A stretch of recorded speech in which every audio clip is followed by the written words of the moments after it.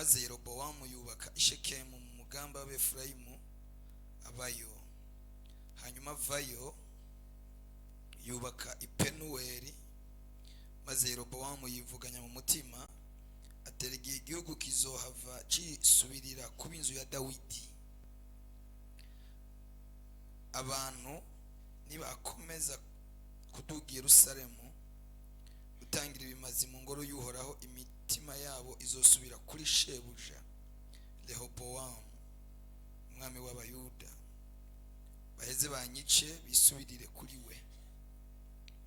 Umwami araheza yigira inama acurisha ibishushanyo by'amamasa bibiri m'izahabu, abarira abantu aterega biragoye kwama muduga Yerusalemu.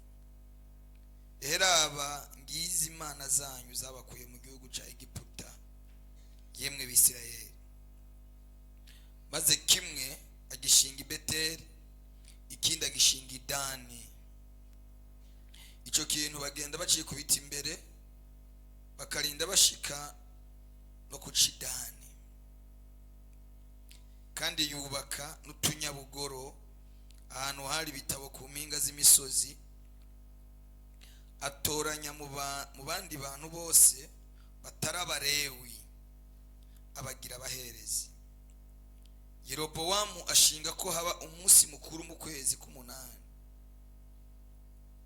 ku munsi wako w'15 uhwanye n'umunsi mukuru bagira i Buyuda. Yosereza ibimazi ku gicaniro ku bicaniro n'i Beteli. Niko yabigenza, aha ibimazi bya bishushanyo by'amamasa yacurishije.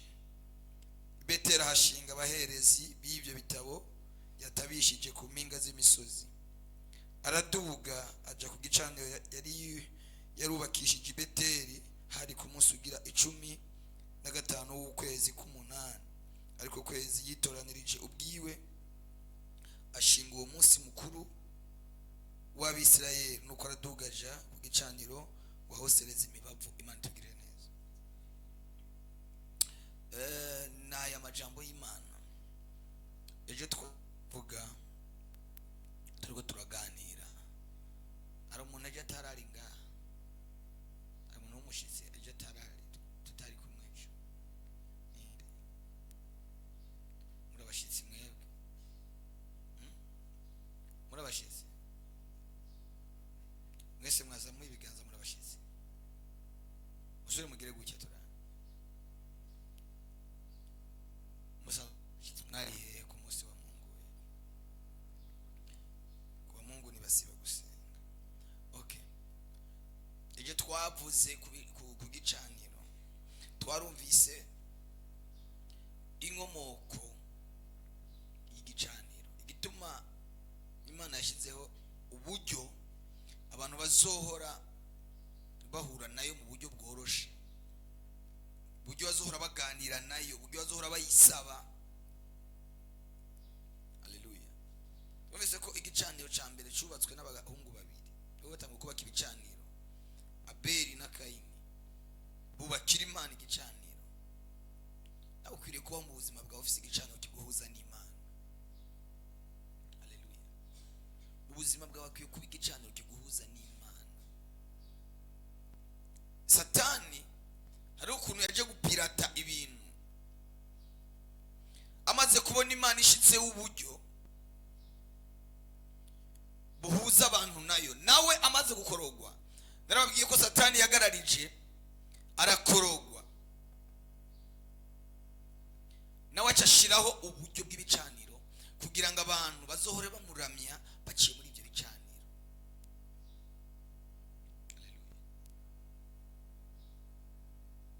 Nawe afise ubwami bwiwe, afise ubutegetsi bwiwe, afise ingabo,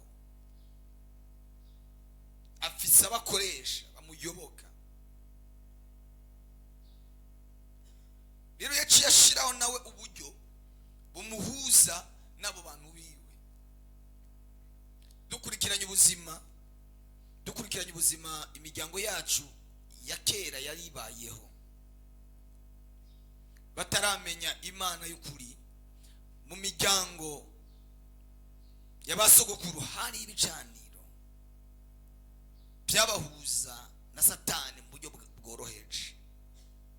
Hari inzira Satani yari yarashizeho zituma abantu abigarurira. Ugasanga umuryango ubayeho waratanzwe biciye ku gicaniro. Twumvise ngo Yeroboamu ashiraho ibigirwamana bibiri, yubaka ibicaniro bibiri kugira ngo abantu boye kwama baduga Yerusalemu. Kuko yaravuze ngo niba bandanye kuguma bajya gusaba Imana bazomva ko bakurikira Rehobowamu, bakurikira Imana ya Dawidi.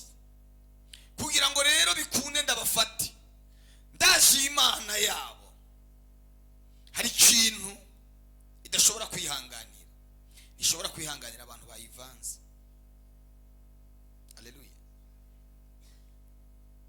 Abadamu bari hano cyangwa abagabo bari hano, ikintu gishobora gusambura umubano uwo mubakanye kikakubuza amahoro, kigatuma ufata ingingo zihambaye, igihe umugabo wawe waguca inyuma.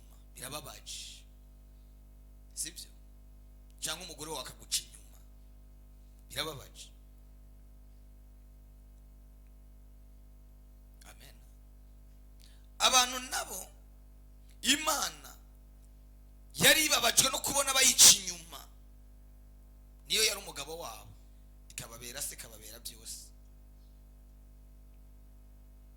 Usomye muri Hoseya harakwereka ingene Imana yatanze akarorero ikagatanga kuri Hoseya.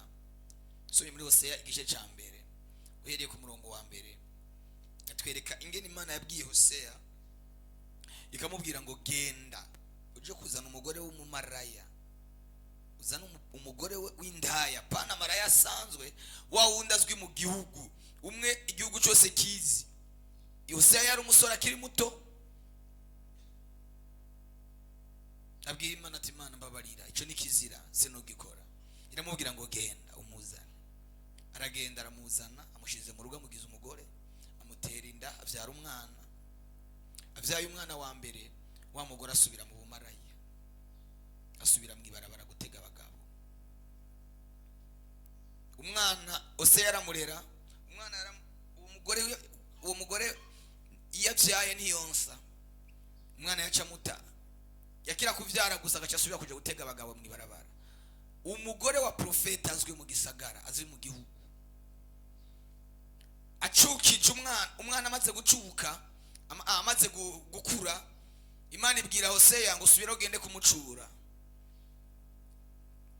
Agenda kumucura, aramugarukana amusubiza mu rugo, amutera inda yindi gira kabiri, abyaye umugore yongera gusubira mu ibarabara.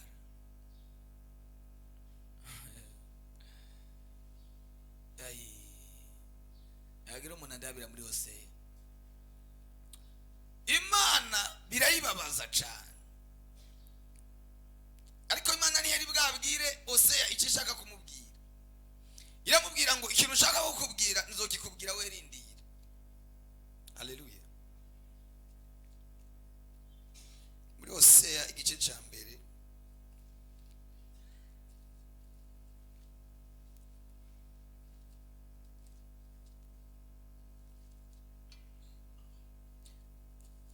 igice cya mbere uhereye ku murongo wa mbere havuga ngo, indanza y'amajyambere avuga ngo iby'umugore wa Hoseya. Ijambo ry'Uhoraho ryaje kuri Hoseya mwene Beyeri ku ngoma ya Uziya no ku ya Yotamu no ku ya Ahazi no ku ya Hezekiya abami b'Ubuyuda, hari no ku ngoma ya Yeroboamu mwene Yowasi umwami w'Abisirayeli. Kumbe igihe Uhoraho yatangura kuvugisha Hoseya ubwa mbere, aramubariye ati genda wabire umugore maraya afise abana b'abasambanano. Kumbe iri aka kantu sinari bwagasoma. Uyu mugore ntiyari maraya gusa, yari afise n'abana yabyaye mu barabara.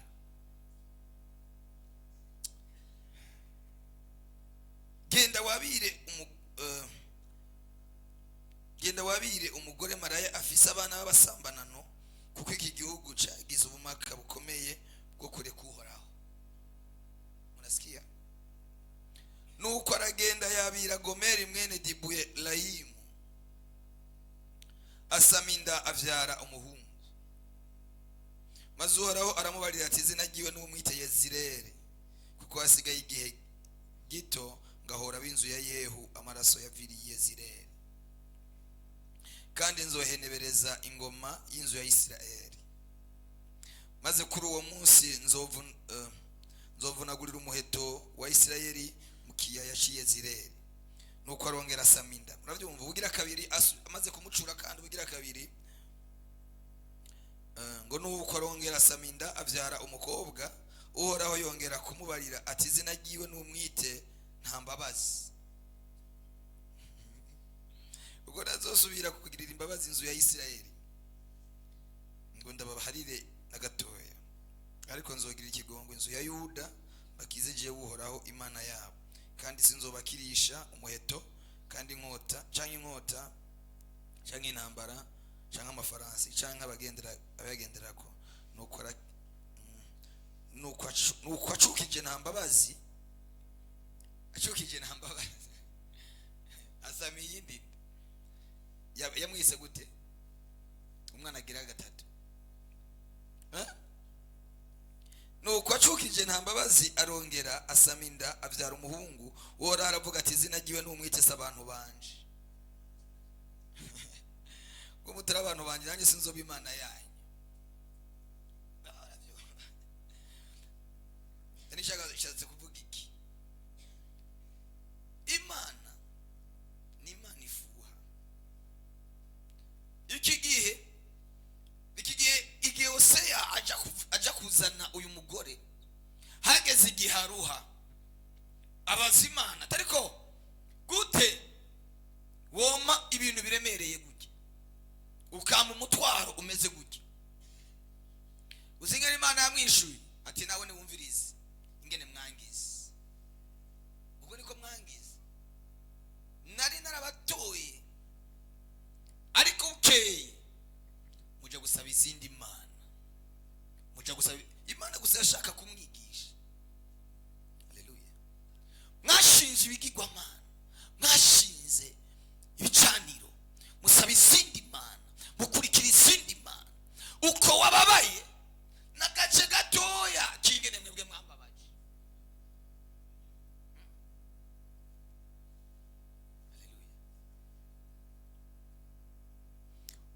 Uko wababaye mwambabaje cyane. Narababereye so, ndabaheka imyaka 40, ndabakura muri Egiputa, imyaka 40 ndabagaburira, imyaka 40 mpana namwe. Ntimwigeze mubura ibyo kwambara, ntimwigeze mubura indya, imuzu nizabashiriyeko, ntimwigeze musuzugurika. Ariko mugeze mu gihugu cy'amasezerano, mutanguye kujya mumerewe neza, mutangura gusaba izindi Imana.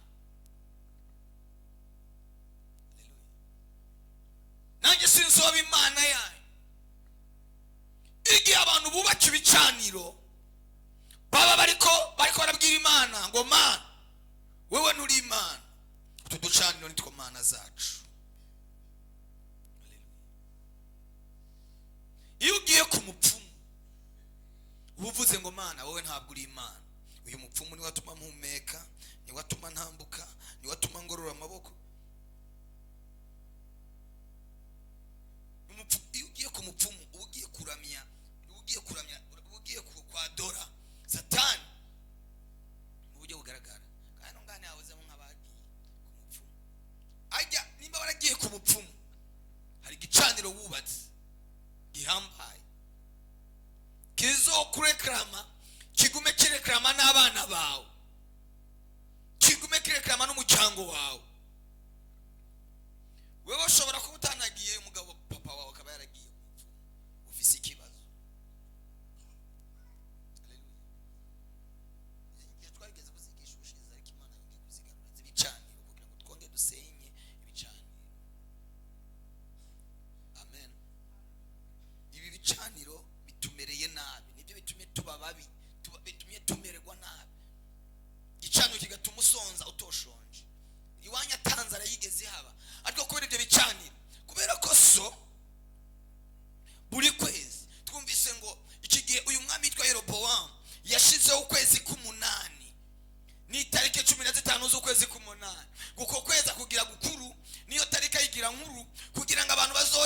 izo mana iwanyu mu kwezi hari ibintu batanga, buri ndwi hari ibintu batanga, hari igicaniro cyari cyubatse iwanyu. Iyo ibyo kurya byeze, imirima yeze, ntabwo bakora ikosa ryo kurya batarabanza guhereza imana z'abasekuru. Murabyumva? Imbere yuko bimbura babanza bagakura ku mushuzo muri twa tuzu tw'utunyabugoro twari twubatse iwanyu. Uratwibutse kwa sogokuru hari akazu kariho, ntabwo kari akazu ko kuhapendeza, kari akazu ko guhuriramo n'imana yabo. Wowe ako kazu ntukigafise, kandi kubera ko mwako kazu hari harabereye amasezerano. Amen. Son cyangwa sogokuruza wawe yari yaragize ayo masezerano n'icyo gicaniro cyaraho hantu.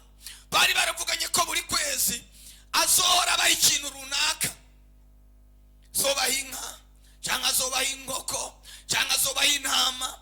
Buri kwezi yahora abaha ikintu, cyangwa buri mwaka cyangwa buri mezi atandatu barakorana bakabandwa. Sinzi ko ngaha kuri iyi myaka yacu hari umuntu yigeze abandwa, hari uwigeze abandwa? Muri mwe mwabanzwe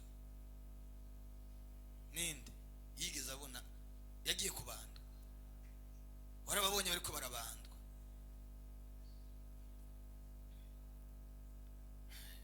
Hari abagiye kubandwa? Ninde yoba yarabanzwe? Ntugire isoni.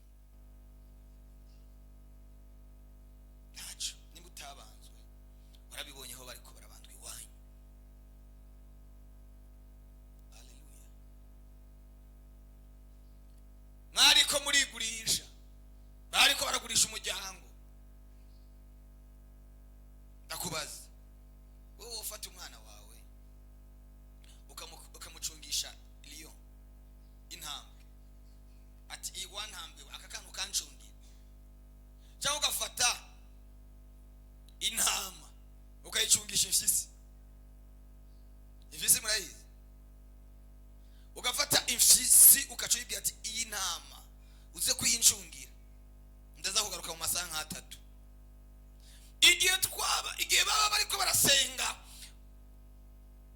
baramya Satani baciye mu kubandwa cyangwa mu guterekera, baba bariko barabwira Satani ngo uzuducungira aba bana bacu, uzuducungira abana bacu n'abuzukuru babo. Wowe uri kurasenga n'uruvuga ngo ma ndasengera abana banje n'abuzukuru banje n'abuzukuruza banje, nezaca niki ndazisengeye ndaziguhereje. Noro bisenga namba ukunda umuryango wawe, ndabizi ko iyo sengesho rusenga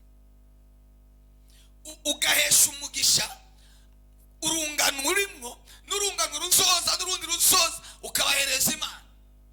Nabiyo baho ariko barasenga baba bariko baratanga umuryango uhereye kuri iyo generation n'amageneration yose azokurikira.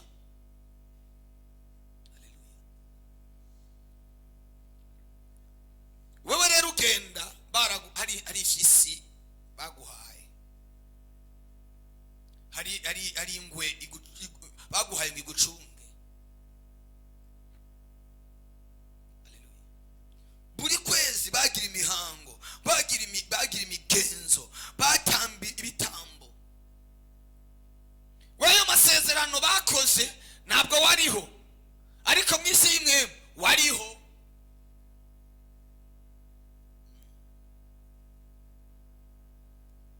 Wari uhari. Haleluya. Turagomba ko muri ino yinga amasezerano badata bakoze tudahari tuyitandukanye nayo, tugashira amasezerano yandi masha. Amuvyumvise bamuvuze amina. Amasezerano badushiriyeho y'ibimazi badutambiye, turagomba ko tubikura. Amen. Bibiliya iravuga ngo Yerobowamu ico kinashizeho cyabereye umutega abantu.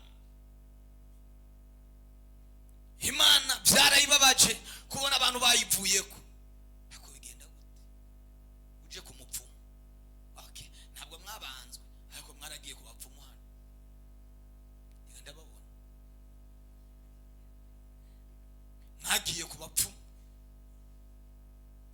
Waruvuze ngo mana ntacu maze ku buzima bwanje, hari yindi ma ubwo babwiye ngo baragiye ngo icyo kigirwa mana ngo bacikubita imbere ngo baravuga ngo ni wewe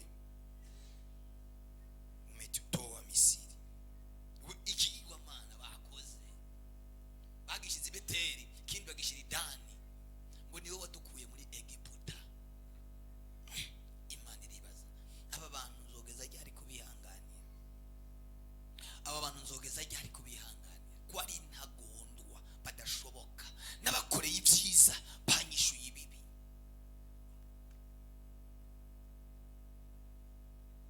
Haleluya. Muri ino ndwi uzotandukane n'ibicaniro by'iwanyu, uzotandukane n'ibicaniro by'iwanyu. Sema amina, sema haleluya.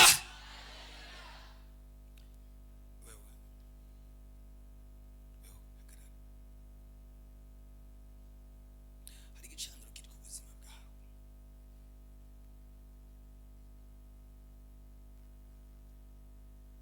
hari igicaniro kiri ku buzima bwawe cyubatswe muri famiye, mu ruhererekane rw'iwanyu kuva muri 1800.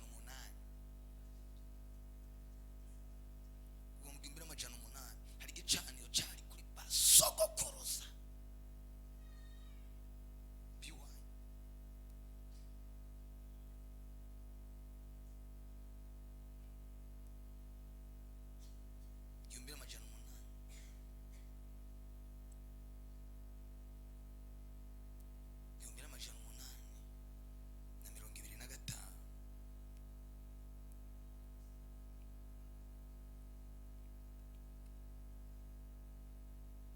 Idayimoni ntipfa, idayimoni ntisaza, idayimoni ntiruha, ikora amasaha 28 kuri 28.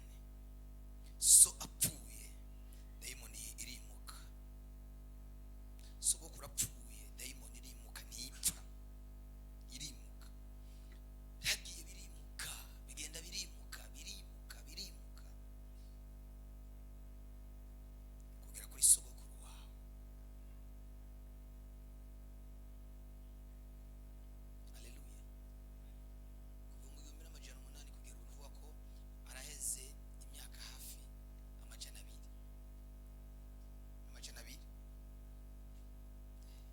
Haize imyaka 200 kuko byabaye 1825.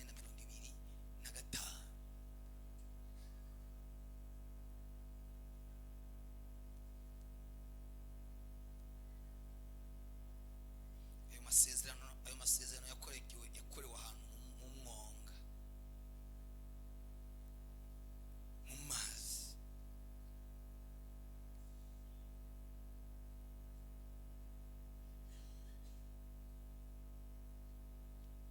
Hari mu kwezi kw'indwi. Narababwiye kwiyindwi dutegerezwa guhanura, kandi ibintu tugiye guhanura ku buzima bw'abantu bigiye kuzana amarezita afatika agaragara. Cyo gicaniro kimaze imyaka 200.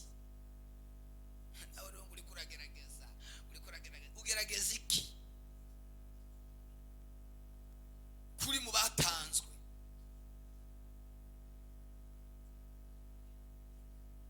kuri mu batanzwe, inka zarabazwe, intama zarabazwe. Si umwaka umwe, si imyaka 2, si imyaka 3 ibyo byakozwe, ngo muri uyu muryango hazovamo abantu ataco bazimarira mu buzima bwabo.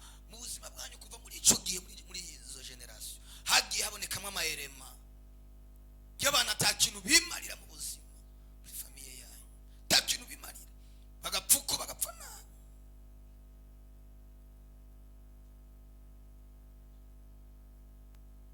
Mvuga ibintu byose ndabishira ku mugaragaro. Haleluya. Mbere yanjye ndahabona ikintu kimeze nka ekran, ko ndabona ubuzima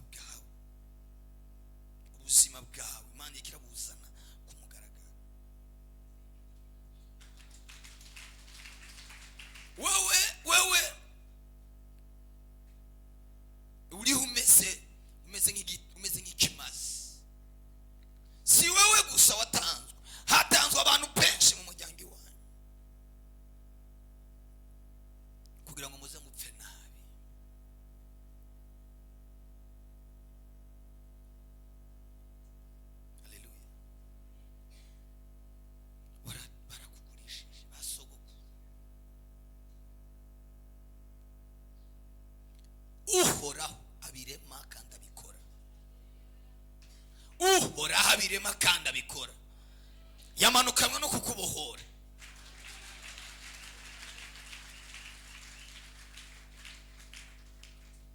Nta kintu ushobora kwimarira. Inyenyeri yawe yari kumwe, wari umuntu ufise muri wewe kwiyumvira akazoza, ariko uyu munsi tugezemo ugeze ahantu wiyumvira mana wo mivyongera nutwo nambara ubuzima bukabandanya, nta bindi ubuzima bwawe, byiringiro byawe by'ubuzima byararangiye. Umeze nk'igiti kitakigira amashami, cyaciwe kitakigira n'imizi, kirambaraho kimeze nk'umutumba, ariko ndabona uhora haguhagurukije.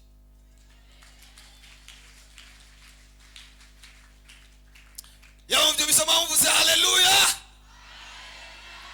Byo bicaniro byatamba.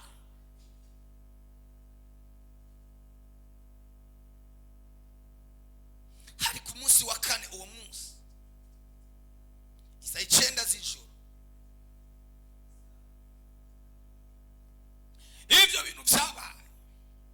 Sogokuruza wanyu muryango wose arawugurisha, arawutanga, kandi yawutanze yibaza ngo n'urukundo, famiye yake nukuyikunda, ndayihaye abavyeyi, ndayihaye. Ora arababohoye, muryango arababohoye. Kandi wewe ntohoroza muri burake, wahoruza muri burake simesi yose. Bimusoboza ati mana jewe ndumva uyu munsi nkeneye kugenda kandi ugira icyo ukoze ku buzima bwanjye. Iyo sengesho warisenze ma muri kuzinduka nazinduka no kwicaye imbere yasenze isengesho, aravuga ngo ma uyu munsi ndakubona. None Imana murahuye, ijwi Imana ryambujije amahoro. Naye numva ndibibanza no munsi ndabigisha, ariko ijwi ryambujije amahoro sinende nakubwiye iki kintu, kuko ejo ushobora kutaronka umwanya wo kuza. Haleluya. Ora Imana aramubohoye uyu musore.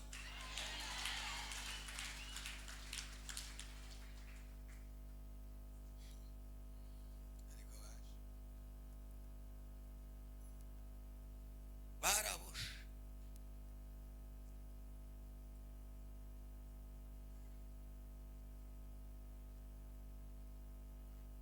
Imana iramubohoye.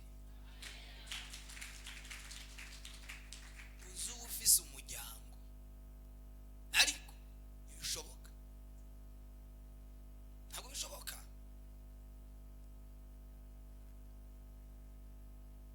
Ntabwo bishoboka, ariko Imana irakubohoye. Dukomere Yesu amashyi mu izina rya Yesu. Yicarire mu bwiza bw'Imana.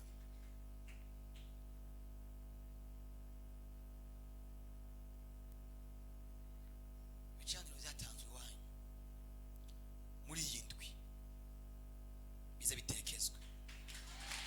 Bimaze byatanzwe iwanyu bize bitekezwe. Twavuga amina, twavuga haleluya, twavuga haleluya.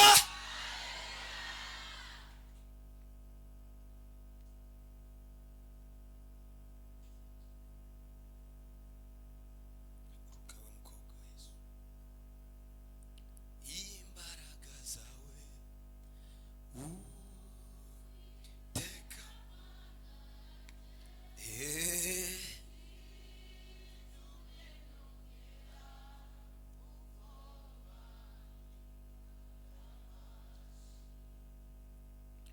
nashika mufite nakimaze ufise enda gutiza ituro cyangwa agira umutiza.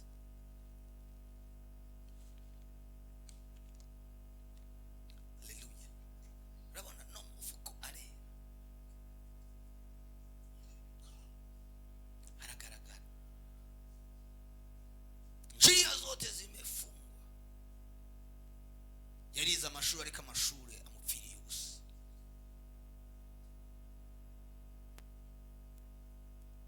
Baje yarize uyu ni wize kandi igana amashuri menshi, ariko fe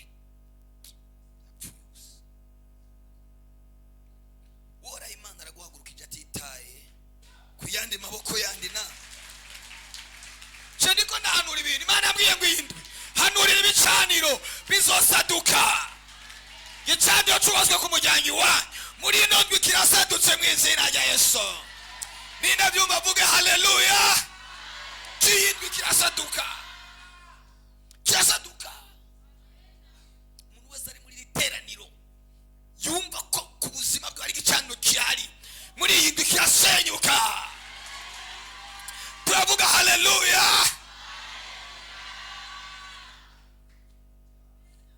Muri 96 nibo ngomba kwinjira muri kahise hanyuma twinjire muri kazoza. Muri 96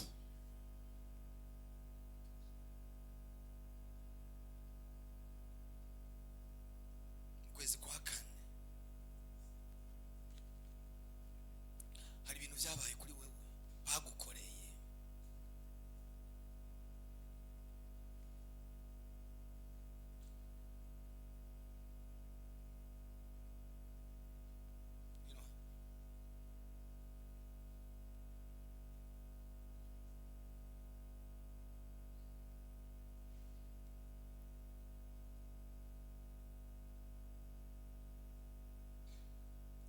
Yarakiri mutoya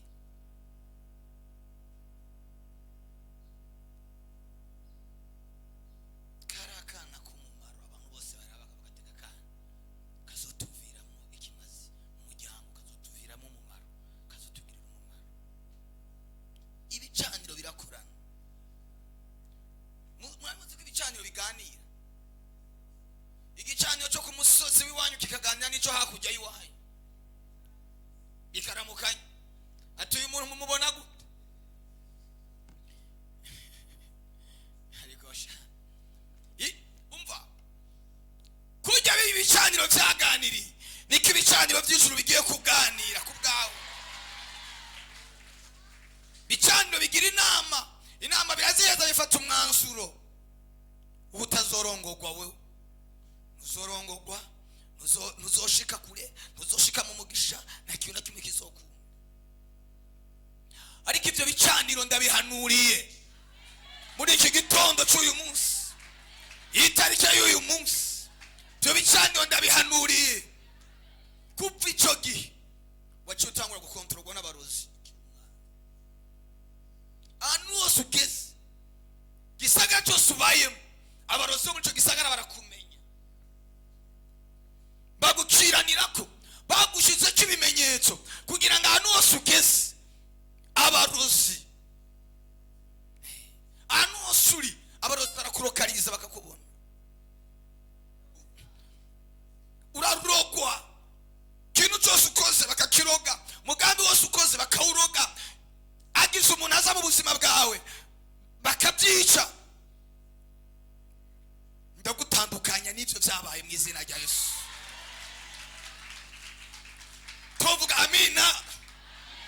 Uhoraho abirema, uhoraho abikora, uhoraho umurengezi, avuga no gutabara aba ariko mw'abantu mwe murari ngo muvuge haleluya. Babajwe n'abantu uyu munsi bagumye bijyamiye. Ejo nimba ndiko ndahanurira ujya nawe ndiko ndaguhanurira.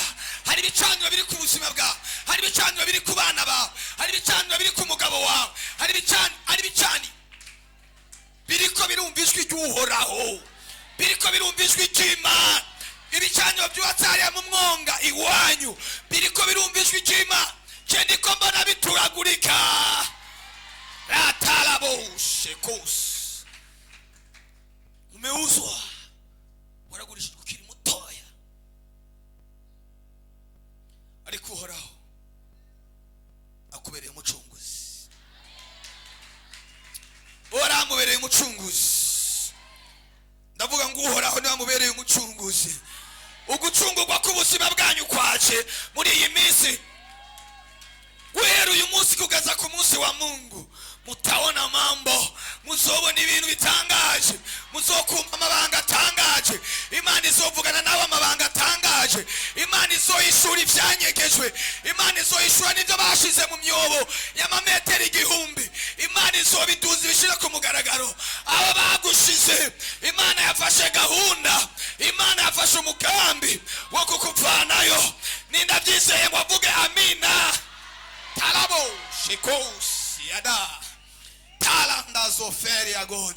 Izina baguhaye Imana izori gukura ko muri ino yinga. Gahunda bagupangiye Imana izoyipangura muri ino yinga. Asema amina. Igicaniro bakubakiye kizohura n'igicaniro cy'Imana. Ndabagire gute kugira ngo mwumve ico niko ndavuga? Bicaniro mwubakiwe, ibicaniro ibimasi mwatangiwe, izo nka mwatangiwe, izo ntama mwatangiwe, ayo mafaranga mwatangiwe azohura n'igicaniro cy'Imana. Ivyo nibwira kubagiri si bibi ahubwo ni byiza kugira ngo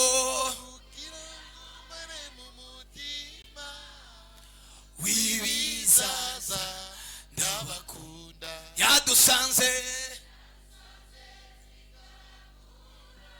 ifata he idukura iratweza ikirutibi yadusezera. Tuvuga amina. Haleluya. Icharire abizi nuko nyana ubuzima bugoye tubayemo nkawe no mukobwa mwari mukwiye kugenda mukarondera kimazi mbe urondera nk'imene cyangwa inkuka yizana mu rushengero itambuka igenda mwari mukwiye kuko mama we mwaragurishijwe mu buryo ndiko mvuga ariko nabandi ndabona nta mwanya mfite wo guhagurutsa umwe ku wundi. Nzogera amagurutsa nk'abangahe buri munsi, nk'abangahe manura abangahe, tuzogera kuwa Mungu tumaze guhanura abatari baki kubera umwanya wihuta. Deja twahejeje amasaha, umwanya wageze harenze iminota 5. Mugende muri no yinga wiyumvira icyo wowe Imana n'akantu ukora akantu basi gato kagira ikintu kavuga basi